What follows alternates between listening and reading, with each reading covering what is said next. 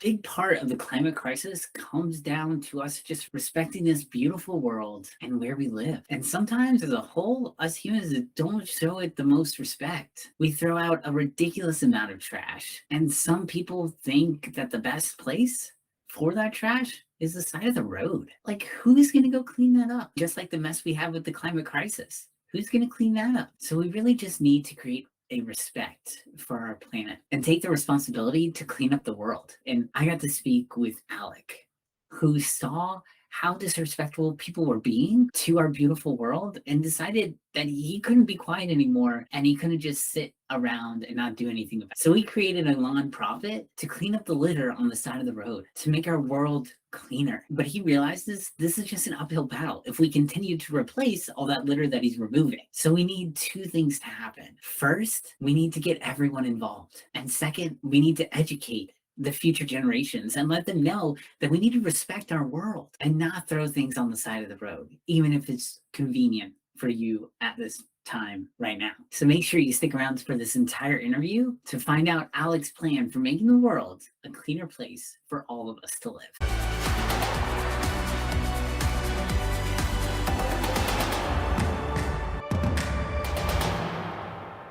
Alek, do you mind telling us a little bit about LitterPic and what you do? Sure. So I founded LitterPic earlier this year because I got tired of seeing all of the trash on the side of the road. For years, I would drive around like most people. I would drive around, I would take my kids to an amusement park, and I would always get angry at the trash on the side of the road. And that's all I would do. I would get angry. Once in a while, I would go out and pick it up, but I never did anything impactful to try to change it. So this year, I decided I'm going to do something about it. So I got a few of my friends together to create a board, and I created the nonprofit LitterPic to make a difference. That's great. And what was that turning point moment for you from where it was like, oh, this is like an issue? Like, why are people throwing all this trash outside? To, okay, now I need to really do something about it. Like, I can't just sit around and I complain about it anymore. Sure. So I think the issue was I live in southern Maine, and we have our fair share of litter, but it's not that bad overall compared to other places in the country or the world. In the southern Maine, we have our usual soda cans, beer cans, fast food bags on the side of the road. And as you're driving, if you don't look for it, you generally become complacent and you don't see it. I was going to take my kids to the water park in Massachusetts, not too far from here, maybe a few hours. And when I got to Massachusetts on one of the roads, you couldn't help but see all the litter everywhere. There were tires and chairs. And I think that was the turning point where I couldn't willfully ignore it anymore. It was just always there. And every time I go for a ride, that's all I see is all of the litter, and decided to do something. Yeah, definitely. And I really congratulate you on being able to do that. There's a lot of people who would just see and do see all that trash on the side of the road and just say, oh, it's somebody else's problem, or I don't want to have to deal with that, or that's way too much for me to handle. It's a really great thing that you're doing. And I was in Lubbock, Texas for a while. I know we talked about this before during our pre-call, but for me, it was astounding just the amount of trash on the side of the road. But in Texas, one of the things is that you have constant wind there. You have on a, like an average day, you have anywhere from 15 to 20 mile an hour wind on an average day. On a like windy day, it's 30 to 40 miles an hour. And so when you have that much wind, it doesn't matter that you put trash in a dumpster, the wind gets in there. If there aren't any covers on it, the wind gets in there and blows the stuff out. And a lot of the problem too was that these dumpsters that we had in Lubbock were the lids on them didn't stay down. And so they would get flipped off and then they would break off during like really windy days. So like 60, 70 mile an hour days. And when that happens, then all the trash that's inside just gets thrown around everywhere. And so it was a very like dirty place because of this. And a lot of that is okay. People tried to throw it away. But when you think of something like tires on the side of the road or lawn chairs on the side of the road, like that's at the point of, okay, somebody took the time to just go and dump it on the side of the road. It wasn't like, oh, I threw it away in the trash can and then it got blown out, or oh, it missed the trash can or it fell off the truck or something like that. This is like people dumping it, and that's just like a problem. Like there not only needs to be like people like you who are out there trying to clean this up, but there also needs to be the other side of it too, like education and changing people's behavior to where like, hey, let's care about the environment a little. And do you have any thoughts around like what you might want to do maybe in the future or something that you're already doing in terms of like education and like changing the people's mindset? That's the key, is education. So the cleanest country in the world, to my knowledge, is Japan. They start at a very young age to educate their children of cleaning and not littering, and it's part of the culture, right? They don't litter and they clean up every single time.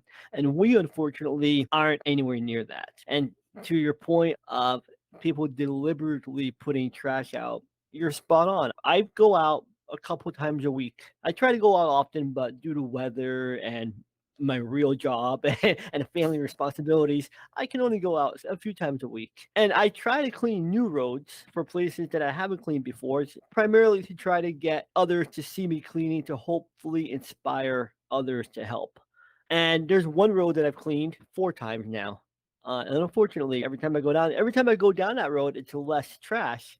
And the first time I went down it, it was a lot. And subsequent times there's less. So it's a matter of maintaining that road or keeping the trash off of it. But I went down it yesterday and there's a big Amazon box, probably 2 feet by 2 feet, that doesn't just fly out of a truck. There's a trash bag. Somebody took their trash and just put it out there. And besides not being pleasant to look at, great, it's not pleasant to look at. That's not the problem. If rainwater gets in there, all the leaching water that comes out of it gets into our soil, gets into our groundwater that we're drinking. That trash attracts animals because the trash is right by the road. Those animals are by the road. There's hundreds of people that die in car accidents every year in this country because of trying to avoid litter on the road or simply running over litter on the road or hitting the animals that are next to it, right? That trash attracts mosquitoes, attracts rats, attracts flies, which all carry disease, which all carry pathogens. So having litter on the side of the road, seeing it isn't the bad part. It's everything, all the ancillary pieces that really hurt. Yeah, definitely. And it's especially for some people, seeing it is bad too. You don't want to see trash on the side of the road. Like you don't go to a place and like, oh, look at this magnificent trash. Nobody's gonna say that. And so you want to be able to go to a place and enjoy the surroundings and enjoy where you are and not have to look at a bunch of trash because people decided to leave it there. Like I know there's this one place, I have a lake nearby me that my wife and I used to go to when we were younger. And it was this like really secluded place on this lake and it was beautiful. And lots of times you would go there and they're just like, it was really nice at the beginning and nobody else was going there. And then I guess other people found out about it and things like that. And it started getting more and more trash and more just cans and cigarette butts and all this stuff. And it's just like it just ruins the whole ambiance of the place. And like you said too, it attracts things that don't have any other reason to be there. And then it's also just polluting things, all the different chemicals in paints and things that we throw away. Like those are not good things to have in the environment. And although we're putting them into a landfill, that's really not good either. We really need to not have those toxic things going there either. So it's definitely a hard piece to swallow if you're not. And for a lot of people, you really need to be able to understand like the trash doesn't just get picked up by people. Like you need to have the responsibility to go and either put it in a trash can or dispose of it the right way. And if more people have thought that way, if the education piece was definitely there, would be really awesome for sure. It's a matter of getting people involved, right? In 2020, there was an estimated 24 billion pieces of litter on the side of the road. That's an estimation, right? 24 billion pieces. I gotta say, there's only 3.9 million miles of road in the US. I'm strictly talking about the US, right? Litter is not a US problem, it's a worldwide problem. We have litter in the ocean that there's awesome groups like the Big Blue Ocean Cleanup that are doing amazing work for the ocean. I'm focusing on roads, beaches, and parks. But there's 3.9 million miles of roads in the US. There's 258 million adults, not even counting children, just adults. If every person picked up something like 350 feet of road, that's hardly anything. If every person picked up 350 feet of road, that's all of the road in the US. 350 feet for rural areas like myself and most likely a lot of areas is the front of your property, right? The front part of your property. If everybody just picked up the trash that was just in front of their house, in front of their property, that would probably be, I'm going to guess, 80% of all the roads that we have in the country that we could easily clean. And I'm not talking about the highways. There's safety concerns with people going out trying to pick up trash on a highway. Right? We definitely have to make sure that we're safe when we're picking up trash.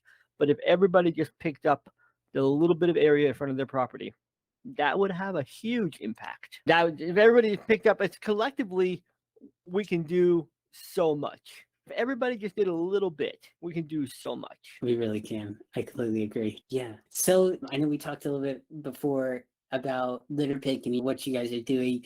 You created a page to showcase when you go and collect trash and stuff like that. What is the goals and what was your idea around naming LitterPic? Sure, it's a great question. So I do have a page. It's litterpic.com. I think I'm going to keep the page. And right now on that page, my intent originally was use it as a social platform, like a Facebook or an Instagram. And we can post pictures of an area that's not cleaned and then clean it and then taking pictures of the trash before and after to help inspire and show people, look how beautiful the environment is if there isn't trash all over it. As I think about it more and more, I want to keep litterpic.com as a page for the overarching mission of what we're doing, but I think I'm going to focus more on a Facebook and an Instagram and a TikTok and then a LinkedIn, great social media platforms already existing where we can use those to post the before and after pictures or short video clips of cleaning activities. It's one less social media platform people need to remember a username and password for. Right? So I'm going to try to leverage existing, still keep litterpic.com. The name LitterPic come from, I shared this last time, when I was driving down a road here close to me, I would see a fast food bag and soda on the side of the road that somebody threw out, and I would pick it up. And the next day, it'd be back. Somebody again in the same spot threw out a fast food bag and a soda. I would pick it up, and then next day, the same thing. And I thought, what if I just set up a camera, just a camera on the side of the road, and caught whoever was doing it? To at least report them to the authority. You have to stop littering. There's legal obligations or legal implications with taking pictures of people. So I didn't do that, but that's where the name came from. That's where the name originated.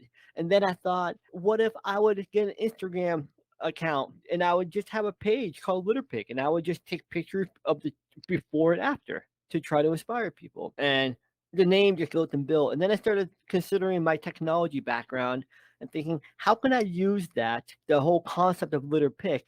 We have self-driving vehicles. We have litter picking vacuum truck. We have camera scanners. We have all of these components that aren't put together yet for a specific purpose of picking up trash. One of the ideas that I'm working on is creating a self-driving vehicle. It doesn't even have to be self-driving, but a vehicle that has a camera scanner on it that can scan the side of the road when it sees trash to turn on a vacuum cleaner, suck up that trash, and then turn off.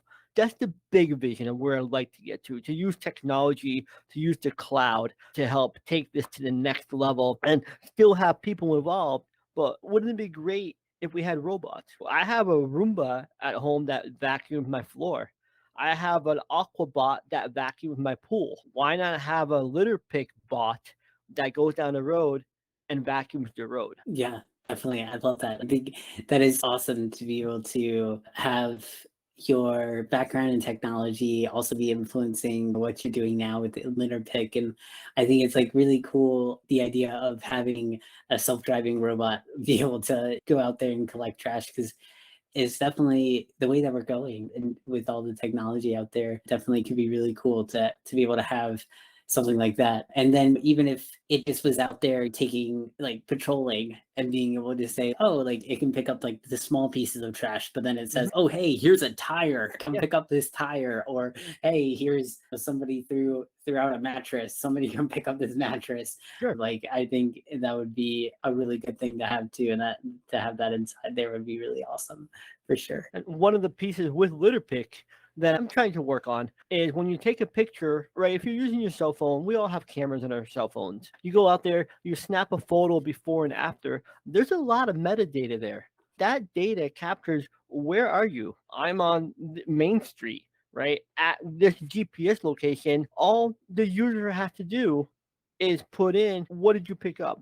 I picked up two beer cans. And that single data point isn't much, but that single data point across 10 million people, across 1,000 people, that data adds up to a lot. You can start predicting the litter patterns, right? I on Main Street at GPS location X, every week we pick up 5 beer cans or we pick up fast food bags.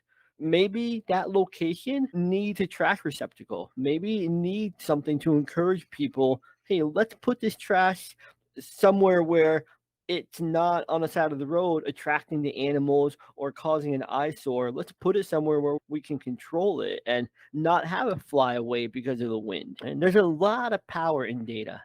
And the more people that get involved, the more data there is, the more information. Information is powerful, right? It is. It definitely is. A lot of that reminds me of with the app, the Merlin app with the bird. They have a bunch of bird data with the traveling and migration of birds. And so people go out there and go birding and record what they see each time. And it all goes into their database of all this. And so you can use all of this data for these birds to track the migration, to track the patterns that they see from year after year. And they have so much data on it. It's Mhm. become such a huge repository that they're able to do all sorts of different predictions and understand how major weather events, how it affects the way the migrations go and where different species are, how different species are affected. So you think of that massive amount of data and you apply it to something like this litter collection and understanding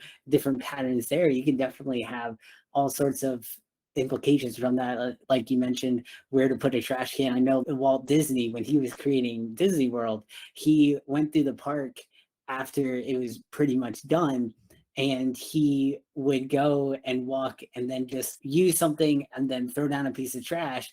And he said, okay, here's another place for a trash can. So Mhm. like he had a regulation of, oh, this is, you have trash cans spaced so many feet in a certain radius. But then he went through the park after that and said, okay, I'm throwing a piece of trash down here, so you need to go put a trash can here as Yeah. well. So like you just think of that on a massive scale with data that actually backs that up, of showing like, oh, this is where a person dropped a piece of trash, can be huge for us understanding how we can better give people a chance to throw away their trash rather than just throwing it on the side of the road, for Sure. sure. I'm sure there are, but it's hard to imagine people are willingly just throwing trash out the window because they want to litter. I would guess it's more of a convenience. I don't want the trash in my car. I'm just going to throw it out the window. And it's a bad convenience, but I'm sure, I don't think anybody out there thinks of, oh, you know what? I'm going to throw this beer can out because I want to see it tomorrow. Yeah, definitely. I agree. I would hope nobody else is thinking that. I think it's so hard for some of us, like, who are wired in this way of, okay, you shouldn't litter and shouldn't like throw your trash out on the side of the road, and then trying to understand the thought process of somebody that does do that kind of stuff. It's almost like trying to understand like an alien. Like, how do you like, you just like don't, it doesn't compute. The neurons don't connect. Yeah, I can't rationalize throwing something out the window. I just can't. Right. Yeah, I mean, exactly. It's so hard. you mentioned earlier cigarette butts. I don't focus on cigarette butts with litter picking, right? Because that would be full-time job in itself to just pick up cigarette butts. There's probably solutions out there that we can come up with for the cigarette butts. Primarily, I focus on the fast food bags or the beer cans or the water bottles or whatever it happens to be. To try to walk down the road and pick up every cigarette butt with a litter picker, with a little grabber, would be nearly impossible. But unfortunately, Wouldn't cigarette you? exactly. Unfortunately, the other day, I'm not sure if you have a Dunkin' Donuts by you, or that might be more of a New England thing. The other Yeah, day, I went to a Dunkin' Donuts to grab a coffee or breakfast, whatever it was, and I saw trash in their parking lot. And I told them, hey, I'm just going to clean up your parking lot. I don't want any money or anything. I just want to be able to come here and not have to see trash. And most of their trash, I picked up half a bag of, I don't know what it was, probably 4 pounds of trash total. I picked up, but 80% of that was cigarette butts because I did take the time to just pick up everything that I saw. It's a pretty fairly small parking lot, but to put that on a bigger scale, that's just the cigarette butts in itself is a mission that I would love to tackle. But time is precious, and there's only so many things we can focus on at once. yeah, definitely. I've heard stories about how the like decomposition rate of cigarette butts is some thousands of years or some crazy thing, and it's just you can't even like fathom something that you're going to use and then it's not going to break down for centuries after Yeah. you are dead and gone. It's just crazy. Sure. I believe the aluminum cans are 100 years for decomposition rate, but 100 Wow. years for a can to go away. Plastic, I don't know if there is any rate at which plastic will go away, or not that we know of at this point in time. Yeah. Yeah, and so when somebody throws out a soda can, you just put that there for 100 years, unless somebody else comes along and picks it up. Yeah, exactly. It's crazy. We talk about finding artifacts from previous generations and things, and oh, these are from the Navajo Indians or something Mhm. like that. And you know what people are going to look back on and see in our artifacts are, oh hey, look, here's an aluminum can. Yeah, This is circa 1992. Like yeah. it's like really, is that what the kind of message we want to leave for future generations is, oh, this generation was all about throwing their trash on the ground like it's a mess. What do you see as the future of where people stand on litter outside? Do you see a movement towards people becoming more responsible towards throwing their litter out the window, or do you think it's like it's getting worse? I think it's getting better. From what I hear, in the 60s and 70s, it was extremely bad. And I wasn't alive in the 60s or early 70s. I don't know what it was like back then. I know what it's like now. And to me, now it's really bad. Maybe it's 100 times better than it was. I think the more socially responsible we become, the more educated we become, the more we get groups like LitterPic or the Ocean Cleanup or whatever they are, we get more of those groups to inspire others, I think the better we will become. I think it's now the environment in general is really coming to the forefront. Look at the weather for the last week, where the entire world is breaking heat record temperatures. What we do every day affects tomorrow. Right? It affects our kids, it affects our grandkids. I won't be around in 100 years to see where we are. Even in 50, I probably won't be around in 50 years to see where we are. My kids will, and I don't want to leave them a world that's like in the movie Wall-E, if you've ever seen the movie Wall-E. I don't want to Yes. leave them in the world where they have to go live in a spaceship because we've left so much litter on Earth that we can't live here any longer. Yeah, definitely agree. And I think we're definitely going towards a way of more social awareness and awareness around the environment and awareness around all of that, just because of easy accessibility to information that we have Mhm. nowadays. In some ways, it's become overwhelming, but I think in a lot of ways, it's been really good, especially with these kind of movements and like social change has really started happening a lot. I just think about how far we've come. I know there's still a long way to go with a lot of social injustice with in Mhm. terms of different ethnicities and all sorts of things, but I think we have definitely come a very long way considering just was it 60 years ago we had different measures with segregation and all that kind of stuff, and now we're in the state where we still have a long ways to go, but there's a lot of good movements happening. We have the Black Lives Matter movement and all sorts of other things. So So there's a lot of social change happening and still occurring, and there's a lot of really good going on that I think we're becoming more aware in many different areas, the environment included. So I definitely think there's a positive momentum that we have going, and with people like you are going out there and starting to bring more awareness to this, I think that's really helpful, which is really awesome. I'd love to ask a question of what are your goals for LitterPic for the rest of 2022? My goals for this year, because I just started a few months ago, or officially started a few months ago, my goals for this year are to try to spread the word that LitterPic exists, that there are people out there who care, who want to make a difference. I love to get more people involved, right? I'd like to work with my community, with my town here, to organize community events where we go out every year. Once the snow melts up here, there's a certain day, I'm not sure what day it is, it's before Earth Day, but there's a day that happens where every town has cleanups. They get volunteers and they all go out. And that happens once a year. That should happen once a month. That should happen every weekend where people can just volunteer 3 hours of your day. Go pick up some trash for 3 hours, for 2 hours, for a half an hour. As you're walking down the street and you see a piece of litter, pick it up, throw it in a trash can. That one little act of kindness to the environment will inspire others to say, hey, I can do that too. I can go pick up a piece of trash. And you get 10 million people that pick up one soda can each. That's 10 million aluminum cans off of our streets. There's a lot Definitely. of power collectively. We all just need to do a little bit. The goal of LitterPic is to try to inspire, to try to get the collective group of people. Every time I post on LinkedIn or Facebook, everybody says, what a great idea.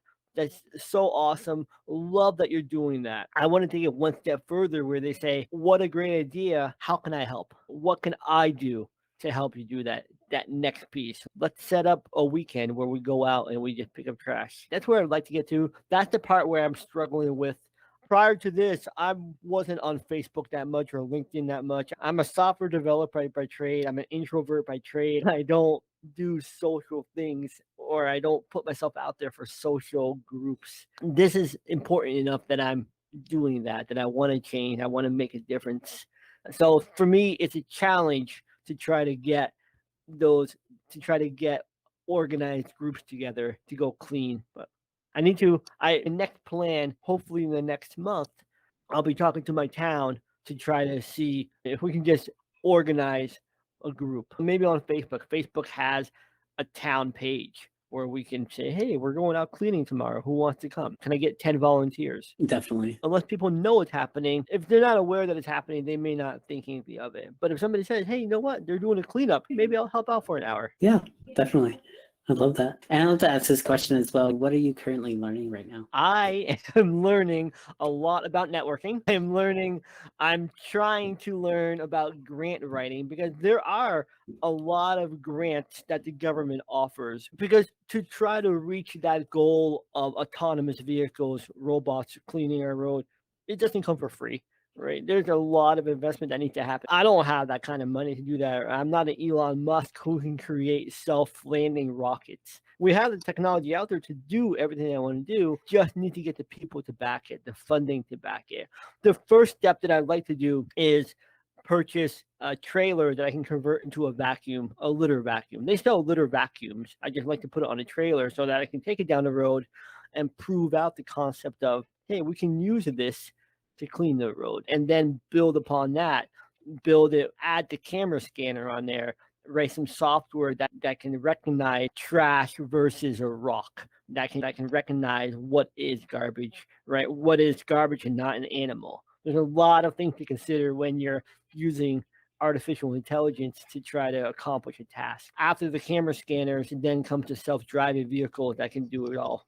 But that's what I'm learning right now. I'm also learning what the right tools are to go pick up trash. When I first started picking up litter, I went out there, I had a pair of gloves and a safety vest and a garbage bag. And I went out there and I was picking up trash with my hands. And that was tiring, very tiring. I do a mile and I was exhausted. I then went and purchased, I'm not sure what they're called, a stick, like a little grabber. that is 36 inches long that can help me pick up the trash from the road. That has been a lifesaver, from bending over every 3 feet to just picking it up with the grabber. I just saw the other day, there's a shoulder bag where you can put a garbage bag into a shoulder bag that you can use rather than trying to. Right now, I carry a garbage bag in one hand and a grabber in the other. And you can imagine after a mile, my 30-gallon garbage bag is pretty full. It's pretty heavy after a mile. And I could tie it up and leave it and grab another bag. I don't like to fill bags only halfway. But I saw that there's shoulder bags that on Amazon or even in the local hardware store that you could use. So that's my next step, is to try one of those to see how much better that becomes. And so it's a constant learning process of what we can do to make it easier. The easier it is for people to pick up trash, the more likely it is they will pick up trash. Yeah, Right. yeah, definitely. The whole idea of using data to understand, where do we need a trash can? What Walt Disney did. Where do I need a trash can? If you make it easy for people to throw away trash, they're going to make the right choice and put it in a trash bin rather than beside the trash bin. Yeah, definitely. Make it as easy and as simple as possible is really key. Exactly. For sure. And if anybody would like to reach out to you, to get in touch with you and learn more about LitterPic or help you in your journey on building LitterPic, how can they reach out to you? The best way is to go to my website, LitterPic.com, LITERPIC.com. I'm also on Facebook. There's a Facebook group called LitterPic Inc. I'm also on Instagram under #LitterPic, LITRPIC. There's no E because LitterPic is taken by somebody who takes pictures of dogs or like a litter of animals. So they were using that for a picture of a litter of animals. I would love to use that one too, but I didn't want to have a lot of those pictures mixed in with the website. But that's the best way. I'm at contact@litterpic.com and I'm available anytime. But yeah, go to the website, check out the stories. We have a few pages on the website. The first page, if you log on, that you see is a forum. And you see all the most relevant stories. I have it broken out on there by category. Right now, there's a category for every state in the U.S., for all 50 states, and there's a category for the 5 regions of the UK. I've had some people from the UK reach out and ask where they can post. So I've added some regions on there. If there are other regions that I don't have, I would love to hear about them and I can add them to the website. But when you log onto the website, you'll see all of the most recent stories. If you're interested in a specific state, if you're interested in Maine, where I am, you can choose just the Maine category and it'll show you all the stories for that location. I also have at the top of that webpage, it's manual right now. I'd like to get it to be automated, but right now there's a spot on there that tells you the total amount of trash cleaned and the total distance cleaned. So right now we had a person from Hawaii post on the website and they picked up a lot of trash. I don't think it was because LitterPic existed. I think they picked up the trash and they just posted it on LitterPic, which is great. But we keep track of how much trash have we taken off the streets, off parks, off the ocean, and how much have we cleaned. I believe we're at 1,100 pounds right now, 20 miles or something like that. Awesome. That's great. So it's a drop in the ocean, but it's a start. It's a start. Again, if everybody helped, it would be a huge amount. Definitely. And you always have to start somewhere. You guys are just starting out. And I'm sure the next time we have you on this podcast, feature you on here, you'll be saying, yo, we have over 1,000 miles that we've covered and we have 30,000 pounds of trash that we've collected. You always have to start somewhere. And I love that we were able to hear you from the beginning. So thank you. And thank you again for coming on the podcast. I really appreciate your time that you took out to talk to us about LitterPic and what you're doing. I think it's really awesome because we need to make sure that we're respecting our environment as well, because it definitely impacts the animals that also live here with us, and also really just impacts how we see our world. So I really appreciate what you do and very thankful for you coming on the show. So thank you. Thank you. I appreciate it. Yeah, definitely.